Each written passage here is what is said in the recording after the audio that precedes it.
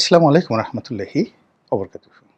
সম্মানিত দর্শক, আজকে যে বিষয়টি নিয়ে আলোচনা করব একেবারে আমাদের দৈনন্দিন জীবনের সাধারণ কিছু ঘটনা, হাস্যাত্মক, ব্যঙ্গাত্মক অথবা যেটাকে সার্কাসিজম বলা হয় যেটাকে। তো সেইভাবে কিছু আ সব কথা তো আর আসলে সরাসরি বলা সম্ভব হয় না। আকার ইঙ্গিতে হাস্যরসের মাধ্যমে বিভিন্ন স্যাটায়ার করে অনেক কথা বলতে হয়, অনেক কৌশল অবলম্বন করতে হয় এবং এই সমাজে কথা বলার মতো বিপজ্জনক কোনো বিষয় আর নেই। বহু মানুষ তারা সাধারণ অবস্থা থেকে একেবারে সফলতার স্বর্ণ শিখরে উঠেছেন কেবলমাত্র কথা বলার কারণে, আবার অসতর্ক কথার কারণে, ভুলের কারণে বা মুখ ফসকে কোনো একটা কথা বের হয়ে গেছে। বহু সিংহাসন, বহু রাজ্য, বহু রাষ্ট্র ক্ষমতা তছনছ হয়ে গেছে। আমাদের পাক ভারত উপমহাদেশে বক্তা হিসেবে তুখোড় বক্তা যিনি সবচেয়ে পরিচিত ছিলেন শেরেবাংলা ফজলুল হক। এরকম মেধাবী, এরকম লিখতে পারেন ভালো, আর এরকম সাহসী এবং বাগ্মী অর্থাৎ বক্তা পাক ভারত উপমহাদেশে জন্মগ্রহণ করেননি। মানুষকে মন্ত্রমুগ্ধের মতো তিনি বিমোহিত করতে পারতেন। আবার দেখা গেল যে কাউকে রাগিয়ে দেওয়া, অনেকটা উইনস্টন চার্চিলের মতো, অনেকটা উইনস্টন চার্চিলের মতো অসাধারণ তার ক্ষমতা ছিল। একবার এরকম একটা কথা বলল, উনি বললেন, বলার পরে মোটামুটি মানে রাজনৈতিক অঙ্গনে তোলপাড় তৈরি হয়ে গেল এবং তার সরকারের পতন হলো পাকিস্তান জামানাতে। এবং তিনি যখন বাংলাদেশে এলেন, সাংবাদিকরা তাকে এয়ারপোর্টে জিজ্ঞাসা করলো, তখন তিনি বললেন যে, ইংরেজিতে বলল যে, আর বাংলা অর্থ যে আমাকে এই বিষয়ে আর কোনো প্রশ্ন করো না, আমার জিহ্বা সেটা হলো আমার সবচেয়ে বড় শত্রু। তো কাজী জিহ্বাকে নিয়ন্ত্রণ করা আপনার যে কোনো নফসের, আপনার লজ্জাস্থানকে নিয়ন্ত্রণ করা, চোখকে নিয়ন্ত্রণ করা, তারপরে পেটকে নিয়ন্ত্রণ করা, আপনার পঞ্চ ইন্দ্রিয়কে নিয়ন্ত্রণ করা। যেমন চারিদিক থেকে মাংসের ঘ্রাণ আসছে, আপনি বললেন যে আপনি মাংসের ঘ্রাণ নেবেন না। এই জিনিসগুলো যতটা না কঠিন, তার চেয়ে জিহ্বাকে নিয়ন্ত্রণ করা অনেক অনেক কঠিন। মহান আল্লাহর অশেষ অশেষ রহমত, দীর্ঘদিন ধরে আপনাদের সঙ্গে কথা বলছি, রাজনীতি নিয়ে কথা বলছি, সব বিষয়ে। সেই যে আগেও তো কথা বলতাম, কিন্তু জাতির সামনে 2008 সন থেকেই তো কথা বলছি, বহু বছর হয়ে গেল। তো কথার জন্য এখনো পর্যন্ত আল্লাহর মেহেরবানিতে টিকে আছি, আর কথার জন্য এখনো পর্যন্ত বেজ্জিত হয়নি। কিন্তু লিখতে গিয়ে লিখার জন্য অনেক দুর্ভোগ দুর্দশার মধ্যে পড়েছি। আপনারা জানেন যে সালমান এফ রহমানের সাথে আমার যে গণ্ডগোল, একটা লেখা নিয়ে, কথা নিয়ে নয় কিন্তু। আবার আরেকটা লেখা নিয়ে বাংলাদেশের সকল উকিলদের সঙ্গে আমার একটা দ্বন্দ্ব সংঘাত শুরু হয়ে গিয়েছিল। একটা লেখা লিখেছিলাম বাংলাদেশ প্রতিদিনের, সুন্দরী সুজানা, 2 বৃদ্ধা এবং 1 উকিল, সেটা নিয়ে। এনিওয়ে, আজকে যে বিষয়টা নিয়ে আলোচনা করব, এই মাথাটায় আসলো আমার দুটো কারণে। আপনাদের সেই যে মরহুম সালাউদ্দিন কাদের চৌধুরী যে বিখ্যাত কৌতুক, সোনা মিয়া, লাল মিয়া। মিয়া তো ঠিকই আছে, সোনাটা কেটে দিলেই তো, সোনাটা কেটে ওখানটা লাল বসাই, লাল করে দাও, সোনাটা কেটে লাল করে দাও, তাহলে তো হয়ে গেল। আবার তিনি বললেন যে, এটা কি তোমরা বুঝতে পেরেছো? লোকজন বলে, হ্যাঁ বুঝতে পেরেছি। এবং এই সমস্ত উদাহরণ মানুষ খুব সহজে দ্রুত বুঝতে পারে। তো সেই যে সোনা মিয়া লাল মিয়ার ঘটনার অনেক আগে আমাদের যে টেলিভিশন, বাংলাদেশ টেলিভিশন, সেখানে একটা অনুষ্ঠান দেখেছিলাম। এটা কি ইত্যাদি না অন্য কোনো অনুষ্ঠান আমার সেটা মনে নেই, কিন্তু সেখানে একটা কৌতুক ছিল। আমার সোনার মাথা গরম হয়েছে। ঘটনা যাই বলা হোক না কেন, আমাদের দেশে যেটা হয়, স্বর্ণ, দ্য গোল্ড, সোনা, সেই সোনা বলতে খুব মূল্যবান কোনো বস্তু বোঝায়। দ্বিতীয়ত হলো যে আমাদের গ্রাম অঞ্চলে আমরা যাকে খুব ভালোবাসি, ভাইদের মধ্যে যাকে সবচেয়ে বেশি ভালোবাসি, তাকে আমরা বলি আমার সোনা ভাই। যে স্বামী তার স্ত্রীকে প্রচণ্ড রকম ভালোবাসেন, বা স্ত্রী স্বামীকে ভালোবাসেন, তারা একে অপরকে আদর করে ডাকেন সোনামণি। সোনামণি, ওরে আমার সোনামণি রে। সন্তান পিতাকে ভালোবাসেন, পিতা সন্তানকে ভালোবাসেন এবং তাদের যে মাধ্যম, কথা বলার মাধ্যম, সেখানে অটোমেটিক শোনা চলে আসে। তো এরকম আমাদের জীবনের যত প্রেম, যত ভালোবাসা, যত ভালো লাগা সবকিছুর সঙ্গেই শোনা জড়িত, শোনা শব্দ জড়িত বা গোল্ড, স্বর্ণ জড়িত। আবার শরীরের যে বিশেষ অঙ্গ, সেই বিশেষ অঙ্গকেও কিন্তু আমরা সোনা বলি অনেকে।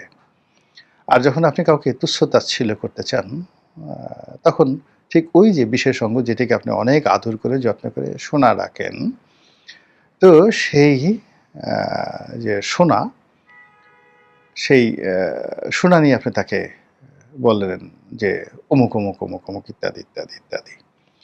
তো এত কিছুর মধ্যে যদি ধরেন এই সোনাকে নিয়ে যত শব্দ, যত বাক্য, যত প্রেম, যত ভালোবাসা, তার ৯৯% হলো একেবারে ইতিবাচক। কোনো নেতিবাচক কোনো কিছু নেই। যখন আপনি আপনার স্ত্রীকে বললেন, "ওরে আমার সোনামণি রে", তখন আপনার কোনো অবস্থাতেই কোনো লজ্জাস্থানের কথা আপনার মনে আসে না। এটাকে আপনি একটা অপার্থিব সুন্দর স্বপ্ন বলে মনে করেন। যখন আপনার বড় ভাইকে বা ছোট ভাইকে, "ওরে আমার সোনা ভাই রে, সোনা ভাই", এমনকি আমি অনেক দাদাকে, একটা মানে যৌথ পরিবার, আমি গ্রাম থেকে আসছি, যৌথ পরিবার। তো সেখানে ৪-৫ জন দাদা থাকেন। দাদারা ৭ ভাই বা ৮ ভাই, ১০ ভাই, এরকম অনেক দাদা আমরা দেখেছি। তো এই সকল দাদাকে আপনার ভালো লাগে না। যে দাদাটিকে আপনার সবচেয়ে ভালো লাগে, তিনি মেজো, হয়তো সেজো বা ছোট, তো তাকে আদর করে সবাই সোনা দাদা বলে ডাকেন। আবার দাদিদের মধ্যেও অনেক আপনজন, মানে সোনা দাদি। সোনা দাদি হিসেবে আমরা অনেকের দেখেছি এইভাবে। তারপরে হলো যে ভাইদের মধ্যে সোনা ভাই, সোনা কাকু, এই স্বর্ণের সাথে এভাবে জড়িত। তো সেখানে আমার সোনার মাথা গরম হয়েছে। এটা দ্বারা দুটো জিনিস বুঝায়। ১ম জিনিসটা হলো যে আমি যাকে ভালোবাসি, তিনি রাগ হয়ে গেছেন। তার মাথা গরম হয়ে গেছে, একেবারে সহজ সরল। ২ নম্বর হলো যে আমি যাকে ভালোবাসি, তার সেই যে মাথা গরম হয়ে যাওয়ার কারণে তিনি কাণ্ডজ্ঞান হারিয়ে ফেলছেন। তার বিচার বিশ্লেষণ করার ক্ষমতা নেই। তিনি যথেষ্ট উত্তেজিত এবং তিনি যথেষ্ট রাগান্বিত। এটা নেতিবাচক অর্থে আমার সোনার মাথা খারাপ হয়ে গেছে বা আমার সোনার মাথা গরম হয়ে গেছে। এখন এই যে সোনা, আপনার নিজের দিকে যদি আপনি তাকান, এখন আপনার নিজের সোনাকে আপনি কিভাবে চিন্তা ভাবনা করবেন সেটা অন্যরকম। কিন্তু আপনি যখন আপনার পরিবারের দিকে তাকান, তখন আপনার পরিবারের স্বর্ণ বা গোল্ড বলতে পরিবারের সবচেয়ে প্রিয় মানুষটিকে বোঝায়। আর যদি আপনি সমাজ বুঝান, রাষ্ট্র বুঝান, তাহলে রাষ্ট্রের সবচেয়ে গুরুত্বপূর্ণ বিষয় হলো আমাদের রাষ্ট্রের যিনি গুরুত্বপূর্ণ ব্যক্তি, তাকে আমরা কি হিসাবে মনে করেন যে আমাদের সোনা মিয়া। আমাদের সোনা মিয়া রাষ্ট্রের গুরুত্বপূর্ণ ব্যক্তি, তিনি হতে পারেন চেয়ারম্যান, মেম্বার, মন্ত্রী, এমপি, প্রধানমন্ত্রী।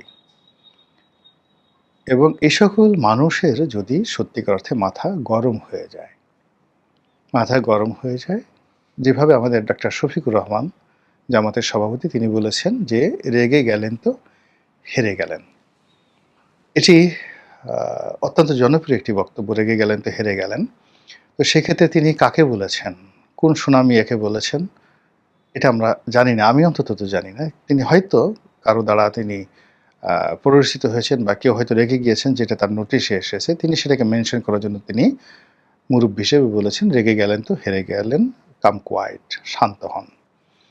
কিন্তু সমস্যা হলো যে সোনা যদি একবার রাগ হয়, সোনা যদি একবার গরম হয়ে যায়, তাহলে এটি খুব সহজে ঠান্ডা হয় না।